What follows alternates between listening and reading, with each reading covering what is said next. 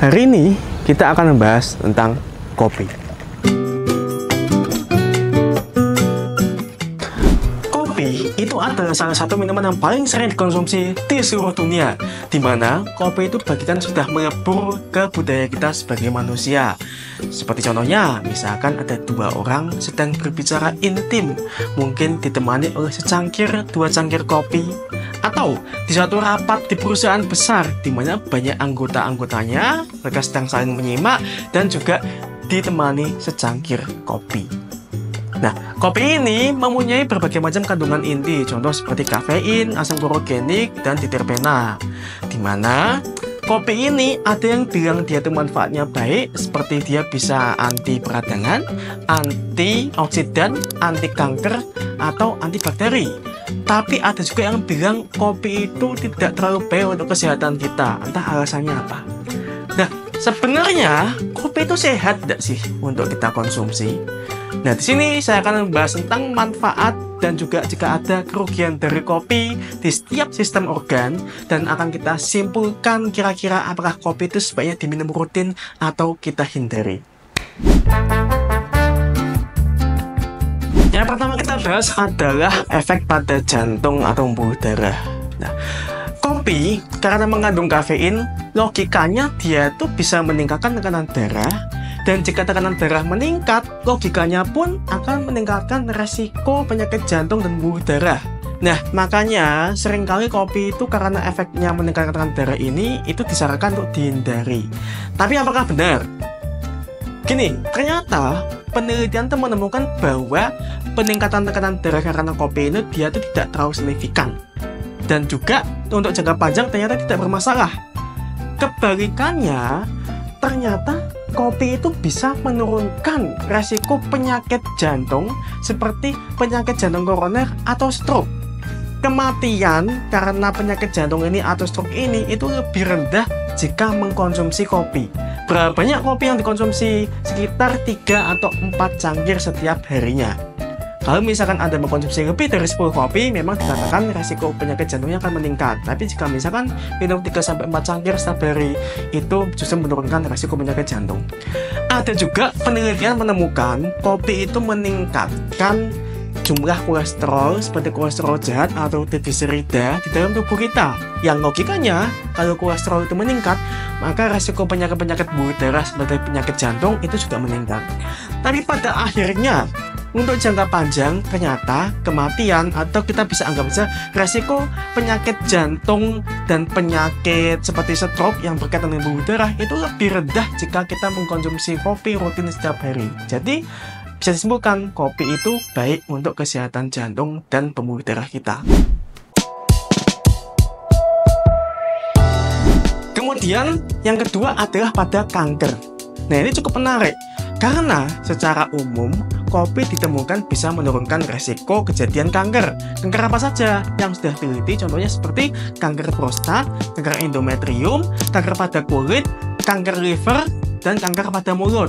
Untuk kanker usus, kanker hidung telur, kanker pada tenggorokan, dan kanker-kanker lain masih belum diketahui ya. Tapi ada juga penelitian menemukan bahwa kopi ini bisa meningkatkan resiko kanker pada saluran kemih, walaupun dikatakan tidak terlalu signifikan hasilnya. Nah, belum sampai di situ. Ada juga penelitian menyatakan kopi ini bisa meningkatkan resiko kanker, terutama kanker paru, jika dibarengi dengan merokok. Nah, ini lucu, tapi memang apa adanya. Jadi begini, jika misalkan Anda mengkonsumsi kopi tanpa merokok, maka resiko kankernya secara umum menurun. Jika Anda mengkonsumsi kopi dan merokok, resiko kejadian kanker juga meningkat. Nah, setelah diteliti lagi, ternyata orang yang minum kopi dan rokok itu, jika rokoknya dihilangkan, ternyata memang endingnya resiko kanker menurun. Jadi mungkin sebenarnya yang membuat meningkatkan resiko kankernya itu sebenarnya merokoknya. Dan mungkin saja karena fenomena sekarang kan jika misalkan ngopi masa nggak rokok. Nah, kalau misalkan terutama Anda juga tipe orang yang gara-gara ngopi malah sering rokok, ya itu mungkin yang membuat resiko kanker lebih meningkat.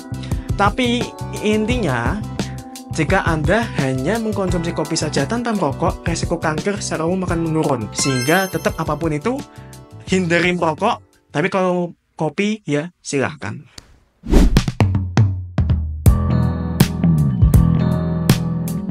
Sekarang kita bahas yang ketiga, yaitu pada penyakit-penyakit metabolik.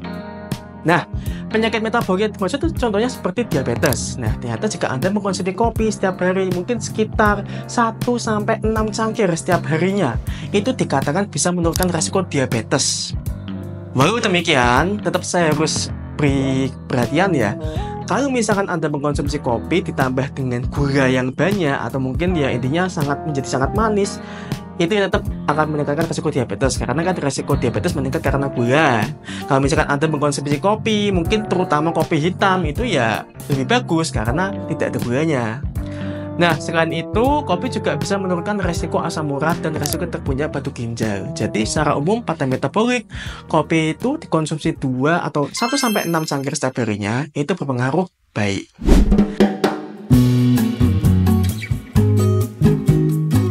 Kemudian kita lanjut bahasan yang keempat, yaitu pada liver dan lambung. Dikatakan bahwa jika Anda mengkonsumsi kopi rutin sekitar 2-6 cangkir setiap hari, itu bisa menurunkan resiko penyakit liver atau penyakit hati kronis. Apa saja contohnya? Seperti perlemakan hati, pengerasan hati atau fibrosis hati, pengerucutan atau sirosis hati. Itu dia resikonya menurun jika misalkan Anda mengkonsumsi kopi rutin setiap hari. Nah, jadi overall baik untuk liver. Nah, untuk lambung, ternyata ada orang kan pada bilang kalau misalkan Anda sakit asam lambung, jangan sering-sering minum kopi. Itu memang dikatakan ada benarnya, karena ada penelitian menemukan mengkonsumsi kopi rutin itu bisa meningkatkan resiko terjadi asam lambung. Jadi, karena kita melihat penyakit liver itu dia tuh lebih berat dibandingkan penyakit asam lambung, maka bisa dibilang ya ini condong bermanfaat lah. Tapi kalau misalkan Anda ada orang yang suka kena penyakit asam lambung, mungkin ya jangan terlalu banyak minum kopi. Kemudian lanjut ke penyakit saraf. Penyakit saraf yang dimaksud itu adalah penyakit yang pada otak, penyakit gangguan berpikir. Nah, ternyata kopi itu bisa menurunkan resiko penyakit Parkinson, yaitu mungkin penyakit yang sering ditemui pada lansia-lansia, dan juga penyakit berpikir atau penyakit kognisi, dan juga bisa menurunkan resiko depresi. Jadi mungkin yang suka minum kopi dan ingin otaknya lebih tajam, ya mungkin bisa terus dikonsumsi.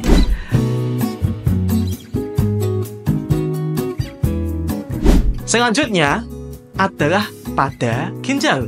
Di sini tidak banyak penelitian, tapi dikatakan bahwa ternyata kopi bisa menurunkan resiko terjadinya penyakit ginjal kronis atau gagal ginjal kronis, dan juga menurunkan resiko tidak bisa menahan kencing atau inkontinensia uri. Jadi silahkan dikonsumsi untuk kesehatan ginjal. Nah, sekarang kita masuk ke area-area yang masih belum terlalu jelas.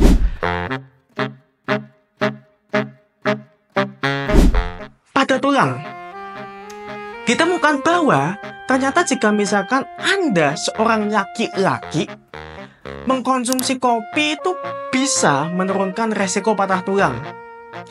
Penelitian lain itu bilang kalau misalkan mengkonsumsi kopi tidak ada pengaruh terhadap patah tulang. Tapi ada penelitian lagi bilang bahwa jika Anda seorang perempuan mengkonsumsi kopi rutin itu justru bisa meningkatkan resiko patah tulang. Nah, ini aneh karena memang dikatakan beberapa penelitian menemukan konsisten kalau Anda laki-laki resiko patah tulang menurun, atau mungkin tidak terlalu signifikan. Kalau Anda seorang perempuan resiko patah tulang juga meningkat. Jadi bisa saja memang metabolisme kopi ini dipengaruhi oleh jenis kelamin. Tapi ya masih belum jelas ya, ini pun cuma temuannya seperti itu. Jadi untuk penyakit tulang itu masih belum jelas, tapi cenderung ke sebaiknya dihindari. Terutama jika misalkan Anda adalah seorang perempuan.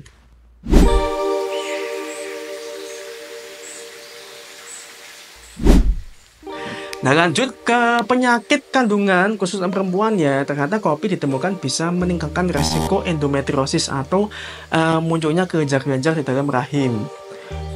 Jadi untuk yang ingin menghindari seperti itu ya, untuk perempuan ya, sebaiknya dihindari saja minum kopi. Kemudian pada kehamilan. Nah, jika misalkan Anda terpapar kopi, mungkin saat sedang mengandung, atau intinya ya dekat-dekat dengan kehamilan lah. Dikatakan bahwa kopi itu bisa meningkatkan resiko terjadinya satu, lahir bayi dengan berat badan rendah. Kemudian bisa resiko kelahiran prematur. Kemudian bisa resiko keguguran kandungan. Nah, memang bukan berarti bahwa berarti sekalinya minum kopi akan langsung gugur kandungannya. Iya, enggak juga. Itu cuma dikatakan meningkatkan resiko. Emang ada juga penelitian lain yang menemukan bahwa minum kopi tidak berpengaruh signifikan terhadap kehamilan. Tapi juga ada yang meneliti bahwa minum kopi itu bisa meningkatkan resiko terjadi leukemia pada anak.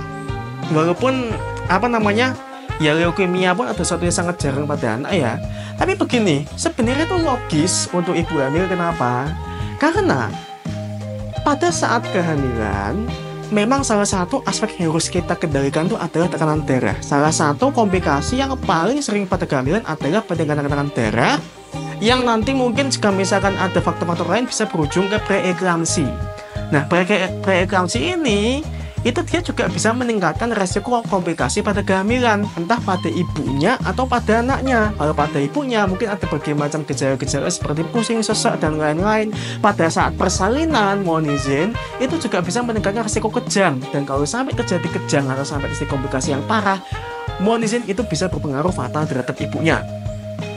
Sama dengan anaknya, jika misalkan nanti preeklamsinya atau tekanan darahnya itu mengganggu kehamilannya, mungkin nanti pertumbuhan anaknya terganggu, atau mungkin saat persalinannya itu ada komplikasi lain, seperti misalkan anaknya itu ya persalinannya bisa prematur, atau mungkin bisa saja saat persalinannya itu tidak berjalan lancar sehingga sangat beresiko fatal juga untuk anak. Tapi intinya adalah kopi itu kan dia sebenarnya bisa pengaruh ke tekanan darah. Walaupun saya bilang di awal tadi memang tidak berpengaruh signifikan di jangka panjang, tapi kalau kita bicara soal ibu hamil, tekanan darah ini sangat rentan untuk dijaga. Jangan sampai terpengaruh oleh hal eksternal lainnya. Jadi untuk ibu hamil, apalagi mungkin yang ingin hamil, atau mungkin intinya yang dekat-dekat dengan hamil ya, mungkin Anda adalah seorang ibu rumah tangga, atau mungkin seorang istri yang mengharapkan punya anak, atau mungkin yang sedang mengusahakan anak, itu tolong hindari kopi, karena dikatakan itu bisa meningkatkan resiko komplikasi saat kehamilan ataupun saat persalinan.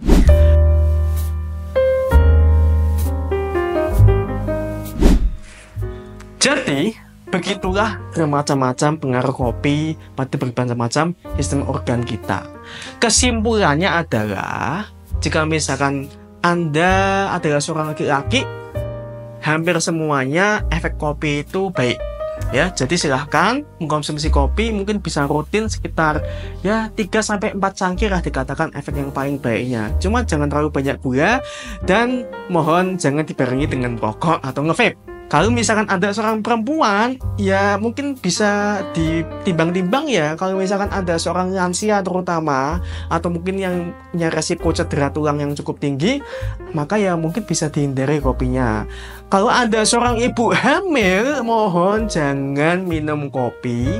Atau kalau Anda sedang mengharapkan seorang anak, atau Anda sedang mengusahakan seorang anak, atau mungkin Anda ya adalah seorang wanita usia subur lah, yang masih berpikir ada kemungkinan untuk hamil, ya mungkin sebaiknya kopi dihindari. Ya, kalau ibu hamil tidak boleh minum kopi, jangan, nanti malah risiko kehamilannya, komplikasinya meningkat. Jadi begitu penjelasan saya tentang kopi. Saya harap yang pada suka minum kopi di sini semua sudah semakin jelas kopi itu baik atau tidak untuk dirinya masing-masing. Walau begitu, tetap efek kopi kepada kita masing-masing itu semua tidak bisa disamakan. Mungkin bagi Anda bisa berbeda, mungkin bagi saya bisa berbeda juga. Apapun itu, saya harap semua yang menonton video ini selalu sehat, dan sampai jumpa di video berikutnya.